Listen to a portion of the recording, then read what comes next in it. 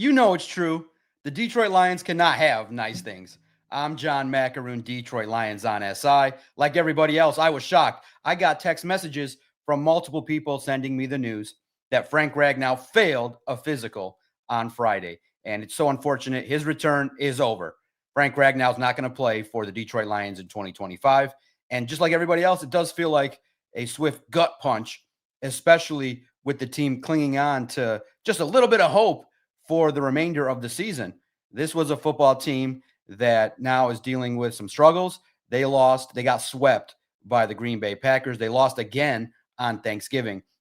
And you recognize what caliber player you could have had in all pro center Frank Ragnow. There was a belief that had he come back, even a version of himself that was 70% could have been maybe an upgrade over what they had along the offensive line. People were hoping potentially the run game could be even improved. The passing attack with Jared Goff might have the potential to get back on track, maybe less pressure against the veteran quarterback to allow him to run the offense even more smooth. But it was revealed that he underwent a physical. He did. Frank Ragnow did disclose to the team that he was dealing with a hamstring injury.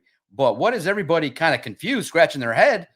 How does Frank Ragnow undergo a physical with a grade 3 hamstring issue, something that was near to what DJ Reed was going through, and that kept him out 2 months? So maybe it would have behooved the Lions to potentially wait until Frank Ragnow passed the physical. Everybody's hopes got elevated that maybe a player that could help the offensive line. Remember, the team was not able to execute a trade for an offensive lineman. You've been dealing with some injury. Graham Glasgow missed the last game against the Packers. Christian Mahogany has been injured and is going to be out for the foreseeable future, maybe even out for the remainder of the 2025 season. So getting a player of Frank Ragnow's caliber, I think, was going to excite everybody. The locker room, the fan base that's been feeling a little bit down after an up and down last 2 months, basically going win, loss, win, loss, win, loss, the last stretch of games here. And now knowing, unfortunately, that the Bears sit with 9 wins and are sitting atop the division. On Friday, they were able to defeat the Eagles. So the Lions fans needed something, needed a little bit of hope. And Frank Ragnow would have provided that. The offensive line, look, let's just take a quick look at what's happened. Frank Ragnow abruptly retires, and nobody's going to blame him. Everybody understood the level of pain and pain management that he was trying to execute every single week. Warrior. Nobody's going to question his toughness. Remember, he got, hit in the throat and had an issue and still played, continued the whole game. No one's going to question his toughness. So he retired, and I think his quality of life improved tremendously. Felt better physically. You saw all the photos online on social media with Frank Ragnow hunting and enjoying life, big smiles. So the news, I thought, was even more surprising that he would even entertain coming back. But it was a jolt prior to Thanksgiving that, hey, the Lions are getting back maybe a player that can help down the stretch, maybe even help them win a playoff game. Now the Lions are in a true playoff fight.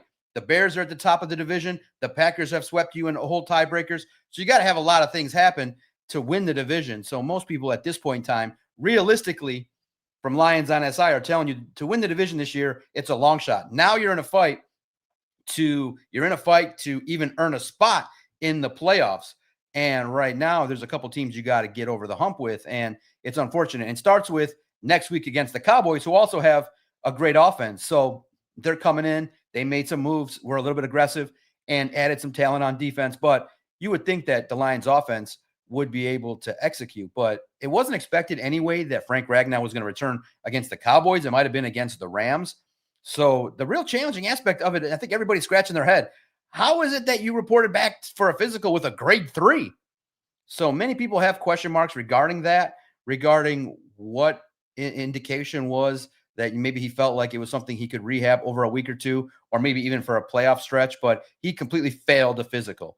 So that's really unfortunate for the Detroit Lions, because just look at the game against the Packers, who have a stout defensive line. They limited your rushing attack to less than 100 yards.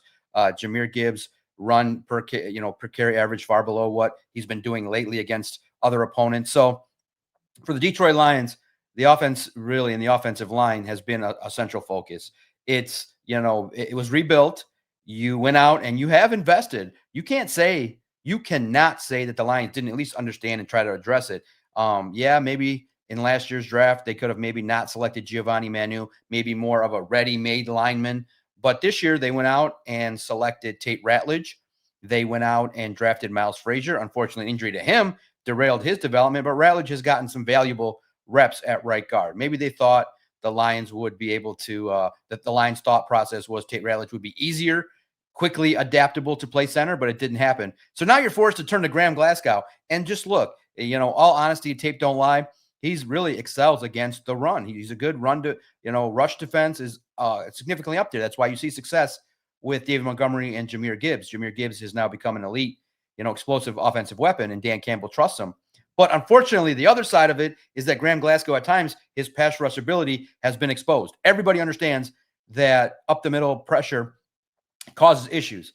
It's basically the nicest way to say it is that, he's not as stout against the pass rush as he is in run defense. And the Lions' offense has suffered greatly suffered because of the fact the offensive line is the engine. The play action game is not as consistent. The Lions are, in regards to third down efficacy, what most notably, and, the offensive line has a part in all of this. First and foremost, the third down efficacy has been really subpar for the Lions standard. And then you realize, okay, fourth down, 0 for 7. If you're going to be aggressive, you got to have your offense purring. You got to have your offense in gear, ready to go. Starts with an offensive line, blocking and giving Jared Goff time to survey the field and survey the landscape in order to be able to deliver the football. And with an offensive line that struggles at times with the pass rush, 0 for their last 7 on fourth down. Dan Campbell's under heat. The play calling is different, doesn't look as creative, doesn't look as effective, and it starts with the offensive line. And they've had their moments. Clearly, Jahmyr Gibbs has had great opportunities against those defensive lines that are not as aggressive and not as talented. But quite frankly, this league is built on talented defensive linemen, and far too often against good teams, the Lions' offensive line has been on the losing end of the physical battles. And Jahmyr Gibbs has not been able to get off against the Eagles or the Packers in the game that just occurred. So it's disappointing. There's a lot of question marks. Dan Campbell addressed the media on Saturday, said that the talk beyond 2025 has not happened, and it's up in the air if Frank Ragnow will take the offseason to heal up from his hamstring injury, do what he's got to do, and will he make the effort to try and come back next year. It's going to be an interesting conversation because that could impact draft plans, free agency plans. But for the Detroit Lions and their fan base, their hopes got elevated and quickly dashed. A hamstring injury has completely derailed the comeback. It was announced. The fans got excited. You figured that at least could be an opportunity to help, another piece to help this team down the stretch. But now it's up to those players with a tough stretch against the Cowboys and Rams down the stretch. The Lions are now pinned up against a wall. They need to win 4 of their next 5 at the minimum to even have a chance to get to the playoffs. Could the Lions go 5-0? We shall see and evaluate. Make sure you stay tuned to Detroit Lions on SI for your daily coverage, analysis, highlights, and the new Detroit Lions on SI YouTube channel where we bring you insider analysis, beat reporting for the Detroit Lions. I cover the Detroit Lions on a daily basis. Make sure you come in, visit, like, and engage. Tell me what you think. What's your reaction? Do you have question marks? Are you scratching your head like me going, how did Frank report back to the building with that level of a hamstring injury? Hit the comment button. Let me know. Let's talk about it. Frank Ragnow's comeback, it's over before it started.